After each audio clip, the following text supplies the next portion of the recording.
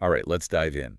Today we're tackling The New Rules of Marketing and PR by David Meerman Scott. Oh, this is a good one. It is, right? I think it's Yeah. super relevant, Yeah. especially for anyone trying to, navigate the marketing world today Especially in today's world. with all the digital stuff going Yeah, on. yeah. So It's wild out there. it is The digital landscape is always changing, it feels like. content. And Scott, he doesn't just throw theory at you. Right. He starts with this really relatable story, Yeah. his own experience trying to find car information online. Oh, tell me about it. Yeah. I was just doing that. Right. You go to these major automaker websites, Yeah, it's a and it's just flashy ads and gosh, nothing, no Yes, substance. exactly. You're ready to buy a car, you want Right. information. You think they want to sell you a car? Exactly. And that's the perfect illustration of what this whole book is about. It's Right. like the internet has totally flipped the script, right? Yes. Consumers now, they're not just passively sitting there taking in messages. Right. They're in control. They do their own research. Yeah, they research, they read reviews. They go on forums. Exactly. They form their own opinions before they even talk to a company. So, like, blasting out generic marketing messages, that's just, It's like shouting into the void. it's printless. Pointless, yeah. Totally. So Scott, he basically dismantles those old rules of marketing and PR. Yeah, like that old school, like, very media-centric. Exactly, like press releases full of jargon that nobody understands. It's like they were speaking a different language. Yeah, totally. So what does he propose instead? What are these new rules? Well, he advocates for this whole new set of rules, right? Built on authenticity, real engagement, I like that. and delivering valuable content when people actually need it. That makes sense. So it's not about just pushing your product anymore. It's about Exactly. providing value. Being helpful. Exactly. Yeah. And he has this great analogy about farming relationships. I've heard that before, yeah. Instead of chasing those big hit media mentions. Right, like trying to get on the Today Show or something. Exactly. Yeah. Which is, it's a good goal. It is. But- But he says it's more like cultivating a garden. Okay. You nurture those connections over time. You provide valuable content. So it's a long game. Yeah, long game. Building trust, credibility. I like that analogy. Yeah, it really resonates, doesn't it? And Yeah. that's where the whole idea of buyer personas comes in, too. Buyer personas. Like, So he says you have to go deeper than just basic demographics. not just age and gender. Exactly. You have to understand your ideal customer, Okay. the goals, their challenges, what keeps them up at night. What they're searching for online. Exactly. Even their deepest desires. Wow. So like really getting into their heads. Yeah, crafting a message that really speaks to them, Wow. on a personal level. So it's not one size fits all anymore. No, not at all. And he gives us a really cool example Okay. of a concrete company. Concrete. Yeah, not exactly the most glamorous industry, Right. Not very sexy. but they're killing it Wow. How? because they've become this trusted resource online. Okay. They answer questions about concrete. They offer expert advice. So they position themselves as like the concrete gurus. Exactly. Thought leaders in the concrete world. That's amazing. So it proves that even like the most, seemingly boring industry Yeah. can benefit from these new rules. Absolutely. And I think that's what I love about this book. It's not about what you sell. It's how you sell it. It's about the value you provide and, how you connect with your audience on a human level. I like that. Yeah. Human level. And I think that's where all these web-based tools come in. Okay. So let's talk about those. Blogs, podcasts, social media, Yeah, all the good stuff. all that. And how you can use them strategically to reach those ideal customers where they already are. I'm ready to dive in. Let's do it. So where do we start with these web-based tools? There are so many options. Well, Scott actually kicks things off with a tool that you might not expect, the Humble blog. Really? I thought blogs were kind of a thing of the past. That's what's so interesting. Scott argues that blogs are still incredibly powerful. More powerful than like TikTok or Instagram. He actually says that blogs offer something those platforms don't. Okay, I'm intrigued. It's all about depth and authenticity, right? A blog lets you really dive deep into a topic. Okay, yeah, you can't really do that in a 15-second video. Exactly. It's about establishing yourself as a thought leader. So you're not just sharing quick snippets or flashy visuals. No, you're providing real substance, in-depth analysis, personal insights. So it's about building that trust and credibility. Exactly. And there's another huge benefit of blogs. Okay, what's that? Search engine optimization, SEO. Ah, yes, the magic of SEO. When you create high-quality content that answers your audience's questions. Google love that. You naturally attract more traffic to your website. So it's like a win-win. You're helping your audience and boosting your visibility at the same time. Precisely. And speaking of things that get picked up by search engines, Scott makes a pretty bold claim about another tool. Okay, let's hear it. He says press releases are far from dead. Wait, press releases? I thought those were just for journalists. That's the common misconception. Scott says they need a digital makeover. Okay, I'm listening. He argues that when press releases are optimized for search engines Oh, interesting. and written with your buyers in mind, Okay. they can actually be really powerful for reaching your target audience directly. So it's not just about sending them out to news outlets anymore. Exactly. It's about creating targeted content that happens to be formatted as a press release.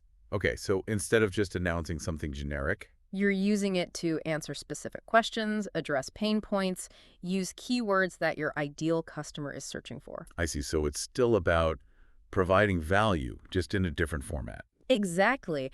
And because press releases often get picked up by industry websites and blogs, they can have this ripple effect. Reaching a wider audience. Exactly. Okay, this is making me rethink my whole press release strategy. It's a game changer. Right.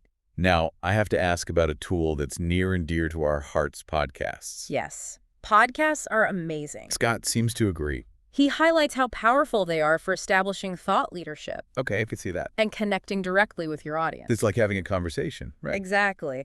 And because podcasts are often shared within specific communities, It's a great way to reach a niche audience. absolutely. He even gives an example of a podcast focused on eclectic music. Okay, that's pretty niche. But it shows how it benefits both listeners and the bands being featured. It's a win-win. Which brings us back to that core principle: create valuable content that serves your audience. And the right people will find you. Precisely. Now let's talk about something a little different: online communities. Oh boy, those can be tricky. Yeah, forums, wikis, all those spaces where customers gather. They could be a brand's best friend or worst nightmare. Scott argues that ignoring online communities is a huge mistake. He's got a point. He talks about the Sony BMG rootkit crisis. Oh yeah, that was a disaster. It tried to control the narrative, and it completely backfired. It shows how important it is to listen to your customers. Exactly. On the flip side, he talks about how B&H Photo's CEO successfully engaged in forums. To address a customer service issue. And it turned into this great example of transparency and customer satisfaction. It shows that authenticity matters more than ever. Absolutely. Scott emphasizes how powerful these platforms are for understanding customer sentiment. So instead of being afraid of online communities, You should see them as an opportunity to connect with your audience. and learn from them. Okay, that's a good shift in perspective. Now, for something a little more fun, viral marketing. Ooh, everyone wants to go viral these days. Right. Scott uses the classic Mentos and Diet Coke example Those videos are legendary. to illustrate the power of viral content. But is going viral just a matter of luck? Well, there's always an element of chance, but Scott says you can increase your odds by understanding the key ingredients. Okay, give me the secret formula. First, you need compelling content that evokes strong emotions. Something that makes people laugh, cry, or share it with everyone they know. Exactly. You also need a network to spread it, your own social media following, partnerships with influencers. So it's not enough to just create something great. You have to get it in front of the right people. And of course, you need easy sharing mechanisms. Make it simple for people to spread the word. Exactly. Scott also stresses the importance of being prepared to capitalize on unexpected viral moments. So always be ready to ride the wave. Exactly. He uses the example of an outsell report on click fraud. Click fraud, that doesn't sound very exciting. But it went viral because of the company's strategic outreach to media and influencers. They knew how to amplify their message. Exactly. Okay, so we've talked about all these different tools and tactics, but how do we actually put them all together? Like, what's the big picture here? That's where part 3 of the book gets really interesting. Scott shifts gears from individual tools to building a comprehensive marketing and PR strategy. Okay, I'm ready for the master plan. He starts by talking about your website, Okay. but not in the way you might think. It's not about having a fancy design or all the latest bells and whistles. So what is it about? It's about thinking of your website as a content hub, A content hub. a place where your ideal customer can find valuable information. Okay, so Instead of just trying to sell them something. You're giving them something useful, something that addresses their needs and interests. I like that. He highlights a company called Textron. Textron. They completely revamped their website with this philosophy in mind. Okay, so what do they do?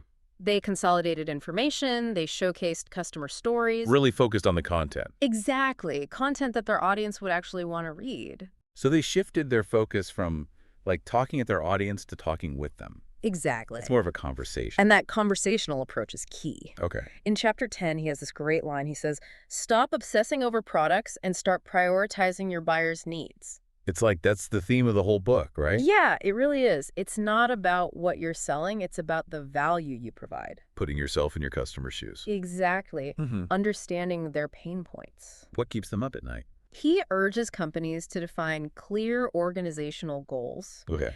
and focus on delivering real value, Not just chasing vanity metrics. like website traffic or press mentions. It's just to make yourself feel good. He even uses this analogy. He says, imagine a soccer team that's so focused on passing the ball back and forth Okay. that they forget to actually shoot for the goal. Ouch. That's a painful analogy. It's so true, though. It is. It's easy to get caught up in the day-to-day tasks and lose sight of the big picture. So how do we avoid that trap? Scott says your marketing and PR efforts should always be aligned with your overall business goals, Okay, so it's about driving real results. not just creating activity for activity's sake. Got it. And that leads us to thought leadership, Ah, yeah, the elusive thought leadership. which he talks about in chapter 11. It's about creating content that positions your company as a trusted resource. Okay, Think ebooks, white papers, webinars, videos, all that good stuff. anything that provides valuable information and insights without overtly promoting your product. So you're becoming the go-to expert, the one people turn to for answers. Exactly. And he stresses the importance of tailoring your content to specific buyer personas. So you're not just creating content for You're everybody. creating it for the people who are most likely to become your customers. It's about understanding their needs and speaking directly to them. He even gives the example of a pastor using secular leadership principles for church growth. Wow, that's interesting. It's about thinking outside the box and realizing that these principles can be applied in all sorts of different contexts. I love that.